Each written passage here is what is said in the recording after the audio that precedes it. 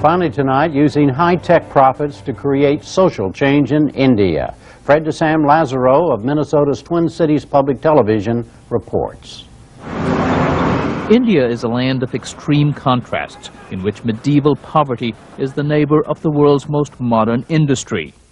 Now, some who've made their fortunes are using their wealth to try to bring all of the country into the modern world. Abraham George, who's lived in the U.S. since the 1960s, is a good example of this new philanthropy. I don't think everybody can be the Mother Teresa's of the world. I mean, you need Mother Teresa's of the world, but you also need institutions that bring about change. And what I have learned from America is some of those business values, after all, they are the ones that I was practicing. George sold his New Jersey-based software company a few years ago. He decided to attack one of India's most intractable paradoxes. A country second only to the U.S. in the number of engineering graduates, India does not provide even basic education to half its children. Only 1/3 of female children become literate. The problem is age-old with deep roots in a laddered, caste-conscious society. So in a gated campus in rural South India, George opened Shanti Bhavan, or House of Peace, a boarding school for which no expenses were spared. So far, that's totaled $15 million.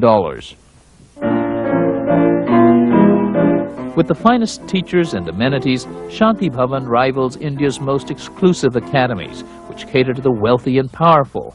This school also has a means test, but quite unlike the others. Only the poorest get in.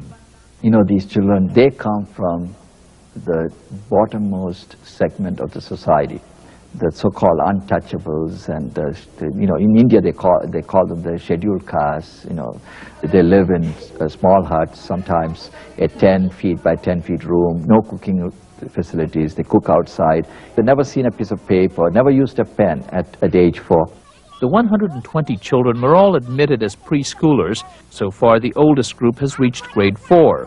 Shanti Bhavan will grow and add classes until it reaches 12th grade or high school, adding about 20 new preschoolers each year. Besides a safe dormitory, the children get clothing, nutritious meals and health care, a worship center that is strictly non-denominational, and birthday celebrations. Happy birthday, dear Kavita. Happy birthday to you. This school will produce some of the brightest, some of the best future leaders of the society.